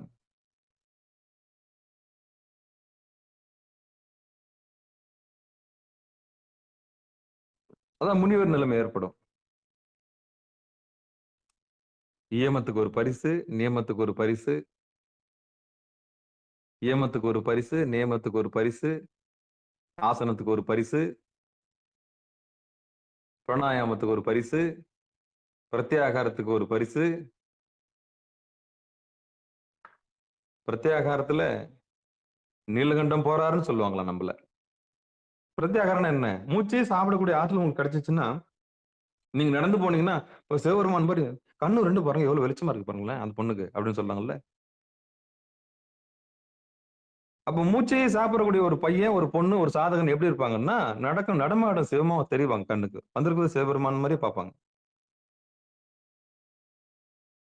அப்ப பிரத்யாகாரத்தினுடைய பலன் பார்த்தோம். தாரணையுடைய பலன் என்ன தெரியுமா? அடுத்து அந்த முனிவர் கூடாம சொன்னேன் இல்லையா, முனிவரா நம்மள எல்லாரும் பார்ப்பாங்க. போற இடங்கள்லாம் நல்லதையே பரப்பக்கூடிய ஆற்றல் கிடைச்சிரும். அந்த அறியாமையை நீக்கிட்டே போலாம். அந்த தொட்ட இடங்கள்லாம் தோலங்கன்னு சொல்லுவாங்கல்ல, அவர் மாதிரி அந்த முனிவர் அந்த தாரணைக்கு வந்து அவங்க போற இடங்கள்லாம் உபதேசம் பண்ணிட்டே போவாங்க. ஆமா, அவங்க போற இடங்கள்லாம் மயக்கம் தீர்ந்துரும். அவருடைய பார்வையினாலே உங்களோட உடம்பு மயக்கம் போயிடும். அவருடைய பார்வையினாலே உங்களுடைய மனத்தினுடைய மயக்கம் போயிடும். அவருடைய பார்வையினாலே இந்த உயிருக்கு இருக்கக்கூடிய மயக்கம் தீர்ந்துரும். ஆணவ கண்மம் மாயம் ஓடியே போயிடும். ஒரு நல்ல குருநாதருடைய பார்வை உங்க மேல பட்டுச்சுன்னா உங்க கதை கந்தல், அவ்வளவுதான். ஆடி போயிடும், ஆட்டம் கண்டுடும். ஆமா, ஒரு நல்ல குருநாதருடைய பார்வை உங்க மேல பட்டுச்சுன்னா எல்லாமே ஆட்டம் கண்டுடும். தன்முனைப்பு செத்து போயிடும். உங்க சொந்த முயற்சி தோத்து போயிடும். இனி ஆவது ஒன்றும் இல்லை, இனி அவன் செயல் என்ற அறிவு வரும். பெரிய பக்தி வரும், பணிவு வரும். எப்படி இருந்தனா எப்படி ஆயிட்டுன்ற மாதிரி நிலைமை ஏற்படும். எப்படி? மேலான நிலைமையில, கீழான நிலைமையில இல்ல. அங்கலாப்பு அடங்கிடும். இந்த உலகத்தையே வாரி கட்டணுன்ற நினைப்பு போயிடும். சொத்து குவிக்கணுன்ற எண்ணெல்லாம் போயிடும். எது சொத்துன்னு தெரிஞ்சிடும், எது செல்வம்னு தெரிஞ்சிடும். மயக்கம் போயிடும். அதுக்கப்புறம் நிம்மதியா இருப்பீங்க. சாகாத ஒரு கலையை நீங்க கத்துக்குவீங்க. ஏன்னா பிராணனை பிடிச்சிட்டீங்க இல்லையா? அப்போ இந்த இயமம், நியமம், ஆசனம், பிராணாயாமம், பிரத்யாகாரம், தாரணை இதெல்லாம் கடந்த ஒரு உயிர் தியானத்துக்கு வருது இல்லையா? கடைசியில யார தியானம் பண்ணது? படைத்து காத்து துடைத்து மறைத்து அருளக்கூடிய ஒருவனை, அந்த எல்லாம் வல்ல ஒருவனை தியானம் பண்ணும்போது நீங்க யாரா இருப்பீங்க? யாரா இருப்பீங்க? சாமி சொல்றாரு பாரு, தூங்க வல்லார்க்கும் துணையேழ்புவனமும் வாங்க வல்லார்க்கும் வலி செய்து நின்றிட தேங்க வல்லார்க்கும் திளைக்கும் அமுதமும்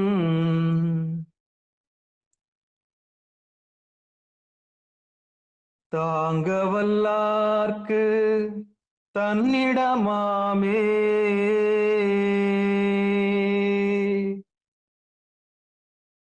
இந்த தூங்க வல்லார்ன்றது நாராயணன், வாங்க வல்லார்ன்றது பிரம்மன், தேங்க வல்லார்ன்றது ருத்ரன். இவங்க யாருமே இல்லை, நம்ம உடம்புன்னு சொல்லிட்டேன். இந்த உடம்புக்குள்ள இருக்கிற நான் என்கிற நிலைமைதான் பிரம்மா. அவரை நீங்க கடந்துடுறீங்க, அவர் உங்களுக்கு கட்டுப்பட்டு ஆயிரு. தியானத்துக்கு வந்த பிறகு யார் யார் உங்களுக்கு கட்டுப்படுறாங்கன்னு சொல்றாங்க, ரகசியம் சொல்லப்படுது. அதுக்கு முன்னாடி அவங்களுக்கு நம்ம கட்டுப்பட்டு இருந்தோம். அவங்க அடிக்கிற டான்ஸ், அவங்க அடிக்கிற ட்ரம்ஸுக்கு நம்ம ஆடிக்கின்னு இருந்தோம். மனம் போன போக்குல போயிட்டு இருந்தோம். உடம்பு போற கால் போன போக்கிலே மனம் போகலாமா, கால் போற போக்கிலே போயிட்டு இருந்தோம். உடம்பு சொல்றதை கேட்டோம், அதான் பிரம்மா சொல்றதை கேட்டோம். அப்புறம் இந்த மனம் சொல்றதெல்லாம் செஞ்சுன்னு இருந்தோம். நிறைவடையுமா? ஒருபோதும் நிறைவடையாது. இந்த உடம்பு நிறைவடையாது. அப்போ தியானத்துக்கு வந்தவங்களுக்கு என்ன நடக்குது? உடலை வின் பண்ணிடுறாங்க. அப்பா ஒரு பானை சோத்துக்கு ஒரு சோறு போதும். அப்புறம் மனத்தை ஒருபோதும் திருப்திப்படுத்தவே முடியாது. இந்த மனசை பாழா போன இந்த மனசை திருப்திப்படுத்தவே முடியாது. அப்போ நல்லா தெரிஞ்சவங்க என்ன பண்ணிட்டாங்க, இது கடல்றாப்பா, இதையும் கடந்துடணும், அவ்வளவுதான். அதான் திருப்பார் கடல். 108 திவ்ய தேசங்களை திருப்பார். அதுக்கு அடங்காதுன்னு நல்லா தெரியும். அப்ப இந்த உடம்பையும் திருப்திப்படுத்த முடியாது, இந்த மனசையும் திருப்திப்படுத்த முடியாது. ரெண்டுத்தையும் கடந்தா தான் நம்மளுக்கு வாழ்க்கைன்னு சொல்லிட்டு அடுத்த ருத்ரனை பாக்குறாங்க. அது மாயா, 6 கோடி மாயா சக்தி. அப்ப தியானம் பண்றவன் இந்த ருத்ரனை எப்படி கடந்துடுறான்? போதும் சாமி, மயக்கம் போதும், மாயா, இந்த மாயா உலகம் எல்லாம் போதும் அப்படின்னு சொல்லிட்டு அந்த மாயை கடந்துடுறான். ஆணவம், கண்மம், மாயை கடந்துடுறான். இந்த மூணுத்தையும் கடந்தவன் தன்னறிவு பெறுகிறான். தன்னறிவு பெறுதான் செல்ஃப் ரியலைசேஷன், தன்னை உணர்தல், பசு ஞானம் பெறுதல். முதல் உயிர் அறிவு பெறுறீங்க. உயிர் அறிவு வந்த உடனே இது 3 அடங்கி நிக்குது. அப்படி அடங்கி நிற்கும் போது இந்த 3 பேரும் கட்டுப்பட்டு நிக்கிறாங்க தான். அப்ப தியானத்துக்கு வந்தவங்களுக்கு இந்த உடலாக்கிய பிரம்மா வணங்கி நிக்கிறாரு, அத பணிவு வந்துருது. மனமாக்கிய நாராயணன் ஒடுங்கி நிக்கிறான், ருத்ரன் பணிஞ்சு நிக்கிறான். மாயை நம்மளை விட்டு விலகி போயிடுது. அப்போ தியானத்துக்கு வந்தவங்களுக்கு தூங்க வல்லாருக்கு துணை எழுபவனமும் வாங்க வல்லாருக்கு வலி செய்து நின்றிட தேங்க வல்லாருக்கு திளைக்கும் அமுதம் முன் தாங்க வல்லாருக்கும் தன் இடமாமே. அப்போ தியானம் பண்றவங்களுக்கு இந்த மும்மூர்த்திகளும் கட்டுப்பட்டு நிற்பாங்க. இந்த மும்மூர்த்திகளை பத்தின கற்பனையை நீங்க தூக்கி எறியணும், தூக்கி எறியணும். ரகசியங்கள் உடைக்கப்பட்டு விட்டன இந்த நிகழ்ச்சியில. ஆமா, அப்போ நான் என்ற நிலைமையை நீங்க கடந்துட்டீங்க. உங்களுக்கு ஈகோ எப்படி இருக்குன்னா பணிஞ்சிருக்குது. எல்லாருக்கும் ஈகோ இருக்கவே செய்யும், அது சாகாது.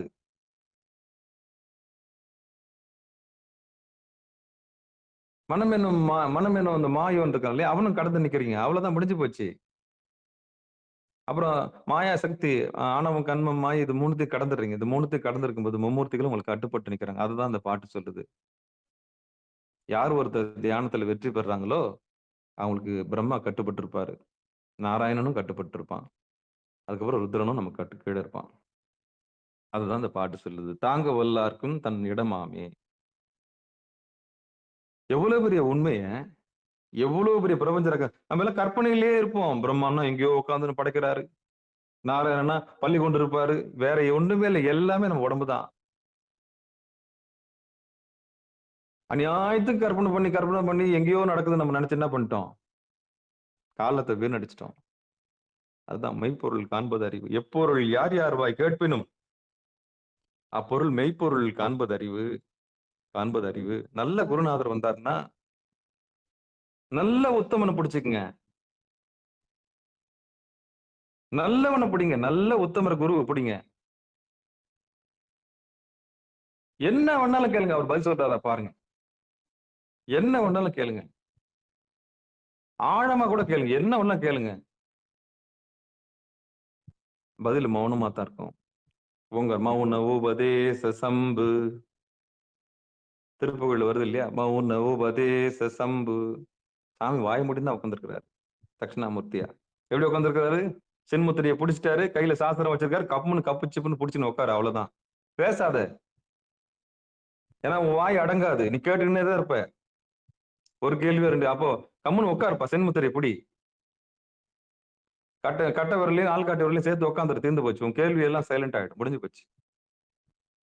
அப்போ தியானத்தினுடைய பலனை நம்ம இன்னைக்கு பார்த்தோம். தியானத்தினுடைய பலனை பார்த்தோம். என்ன பலனை கண்டுபிடிச்சோம் நம்ம இன்னைக்கு?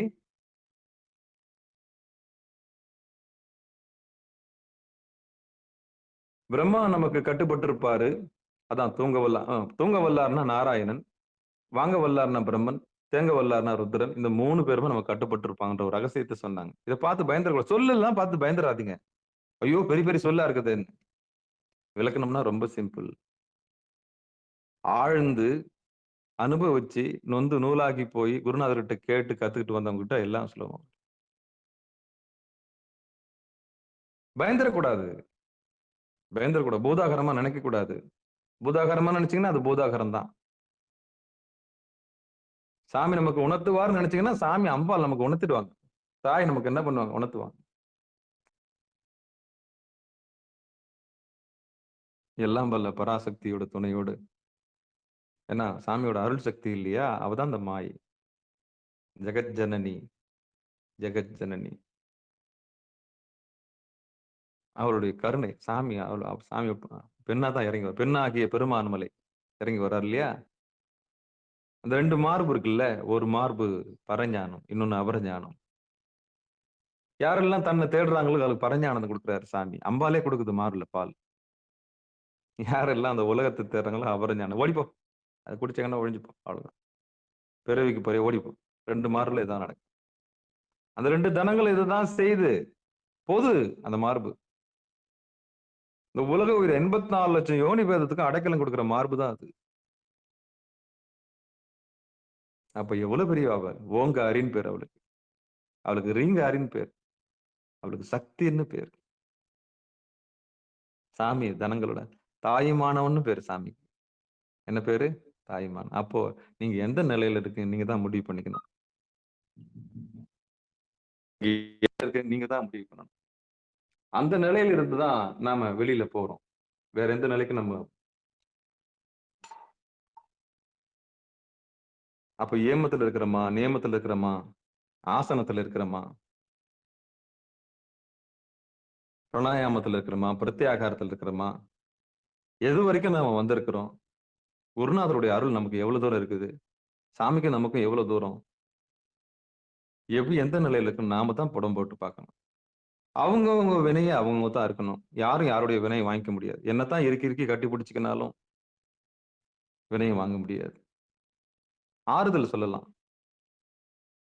என் செல்லும் நீ தான் அனுபவிச்சாகணும். ஏன்னா உன் வினை அப்படிப்பட்டது. என்னதான் நம்மளுக்கு பிறந்திருந்தாலும் அவங்க வினையை நம்ம அனுபவிக்க முடியாது. என்னதான் நம்ம கணவரா இருந்தாலும் அவருடைய வினையை நம்ம அனுபவிக்க முடியாது. அண்ணா பணியை வைக்கலாம். சாமி கிட்ட வந்துரு என் செல்லம், சாமி தான் எல்லாத்துக்கும் பொறுப்பு அப்படின்ற உண்மையை சொல்லி அந்த வினையை கழிக்கக்கூடிய ஆற்றல் சாமி கிட்ட மட்டும்தான். இருவினை ஒப்பு நடக்கணும். இதெல்லாம் ரகசியங்கள். அப்போ அவங்கவுங்க ஞானத்தை அவங்கவுங்க தான் தேடணும். அவங்கவுங்க என்ன நிலைமையில இருக்குன்னு நீங்க தான் முடிவு பண்ணணும். எல்லா குழந்தைகளுக்கும் உங்கள் பிறந்த குழந்தைகளும் சரி, திருவடியை காமிச்சு நல்ல வழி கொண்டாங்க. 21 தலைமுறைக்கும் சாமிக்கு ஆட்பட்டு இருக்கணும்னு வேண்டிக்குங்க. எப்போ சாமி கிட்ட நீங்க வேணுனாலும், அப்போ எனக்கு உண்மையை தெரிவிச்சல்ல, அதே மாதிரி என் குழந்தைகளுக்கும் அந்த உண்மையை தெரிவிச்சிரு சாமி. நான் ஊர் ஊரா அலைஞ்சது போதும், தேடினது போதும், பார்த்தது போதும், என்ன ஓடி ஓடி பார்த்தது போதும் சாமி. என் பசங்களுக்கும் அந்த உண்மையை சொல்லி அப்ப அந்த ஞானத்தை கொடுக்கறதுக்கான முயற்சியை பண்ணுங்க. நீங்க வாழ்ந்து காமிச்சீங்கன்னா அவங்களும் வாழ்வாங்க. இதுதான் ரகசியம். அப்ப நீங்க இருந்து காமிக்கணும். நீங்க வழிபாடு செஞ்சு காமிக்கணும். புறபூசையும் வேணும், அகபூசையும் வேணும். புற சின்னங்களும் வேணும், அகச்சின்னங்களும் வேணும். திருநீர் வேணும், ருத்ராட்சம் வேணும். உங்க ஒழுக்கத்தை பார்த்து அவங்க என்ன பண்ணணும்? ஓ இப்படி ஒண்ணு இருக்கான்னு அவங்க தெரிஞ்சுக்கணும். காலப்போக்குல அவங்க ஓ இதுதான் உண்மையா அப்படின்னு தெரிஞ்சுக்கணும். ஆமா, நிச்சயம். பேரமைதி திருவடி நிழல்ல தான் கிடைக்கும். நிம்மதி எங்க கிடைக்கும்? சாமியோட திருவடியில் தான் கிடைக்கும். வேற எங்கேயுமே கிடைக்காது. வேற யாராலும் கொடுக்க முடியாது. யானையை போய் என் நெஞ்சும் போய் மத்தவங்க காமிக்கிற அன்பு எல்லாம் பொய் தான். சாமி காட்டுற ஒரே ஒரு அன்பு மட்டும்தான் மெய். அதான் உற்றாரை யான் வேண்டேன், ஊர் வேண்டேன், பேர் வேண்டேன் சொல்றாரு இல்லையா, அதுதான். ஆனா சாமியோட திருவடி இறுக்கி பிடிச்சிங்க. சிகாரத்துக்கு வரவங்களுக்கு எல்லாருக்கும் உண்மை தெரியும். நீங்க எல்லாம் குழந்தை கிடையாது. நீங்க எல்லாம் ஞானிகள். கடவுளுடைய அம்சம் நீங்கலாம். அதனால இந்த ஒரு பாட்டு என்ன சொல்லுதுன்னா, இந்த மாரி தவத்துல நீங்க அந்த தியானத்துக்கு வந்துட்டீங்கன்னா, இந்த மும்மூர்த்திகள் நம்மளுக்கு கட்டுப்பட்டு நிக்கும்.